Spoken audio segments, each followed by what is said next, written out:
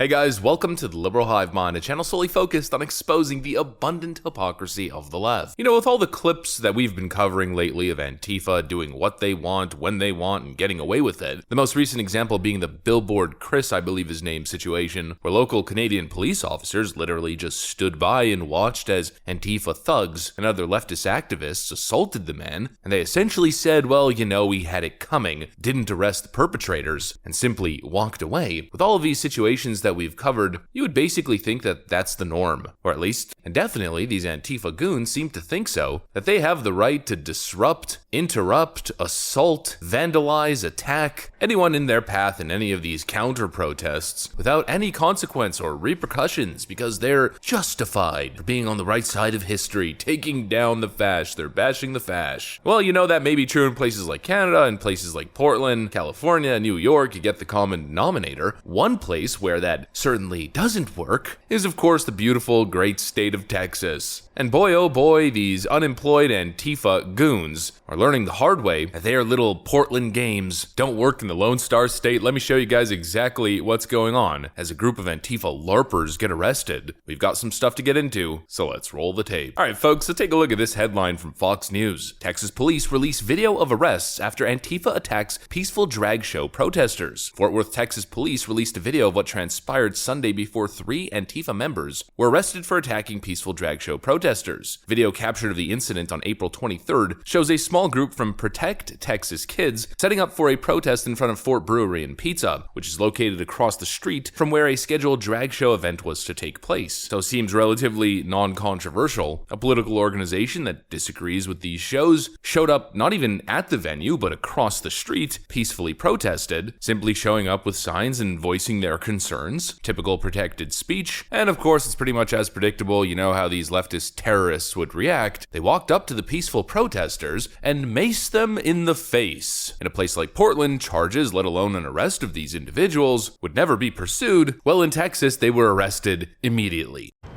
Welcome to Texas, where Antifa actually had the balls to come out of the basement and the commie are back trying to harass citizens peacefully protesting. You can see Antifa obviously approaches these people that are just protesting. These peaceful protesters need to really watch their back. These guys come in numbers, they try and attack you from behind, attack you when you least expect it, and you can see right here, something is about to go down.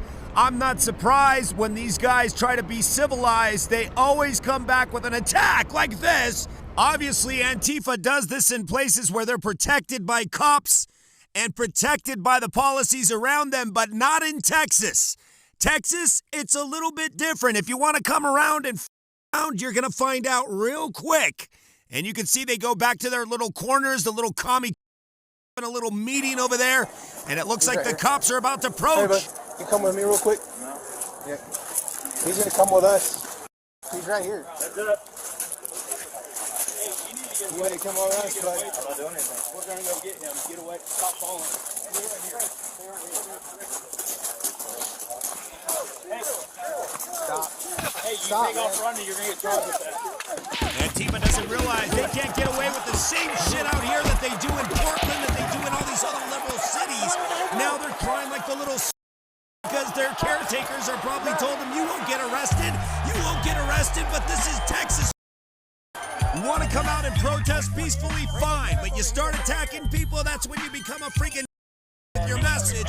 So now your message is getting thrown. How many times have we seen these exact types of situations where you have peaceful conservative protesters simply trying to make their voices heard? They get assaulted, they get attacked, mind you in public with police officers generally there to actually witness the event. Usually Antifa thinks that they could simply get away with it. I mean, after all, they don't really exist, as we learned from New York Democrat clown Jerry Nadler. Well, the issue is that law enforcement in places like Texas, well, they happen to have actual eyeballs and frickin' brains. And so finally, in one of these situations, the right thing has been done. Arrest them all. From left to right, we have Samuel Folks, In the middle, we have Christopher Goulart, and on the right, we have Megan Grant, or probably better, Criminal 123 or Inmate 123, part of an Antifa domestic terrorist cell in the Texas area, or possibly from even out of state, is enough. I mean, it's honestly crazy if you think about it that this is even a video topic, but it's a pretty rare event. You know, Antifa goons actually getting arrested, actually being held accountable for their terroristic intimidation tactics is something that doesn't happen very often. I mean, I can't believe that it has to be said, but you know, maybe, just maybe, there should be consequences for randomly assaulting, you know, macing conservatives in the face because you disagree with their political opinions. A crazy concept, I know. That really puts it all into perspective. The fact that we're here celebrating the arrest of 3 Antifa goons for finally getting arrested. I mean, we've been so desensitized. It's been so normalized that Antifa can do what they want and simply get away with it. So normalized that these unemployed Marxist fools seem to be in utter shock when they're arrested, as if they're being persecuted. You literally attacked someone randomly, yet you're surprised. You're in utter shock. It's unbelievable to you how it could possibly happen that you would be put behind bars. And of course, we know exactly what's led to this dynamic. Antifa has protection going to the highest levels in government. The FBI won't even take them seriously as a domestic threat. Major left-wing talking heads in the media constantly playing defense for them, as if they practically don't even exist. I do want to push back a little bit on Antifa. I mean, FBI Director Christopher Wray called them an extremist group. He called them anarchists in congressional testimony. But they're not organized. I agree. They're not organized. No one has found Antifa. We've heard a lot about Antifa. I mean, they have websites, they have recruiting online. They do have. We talk,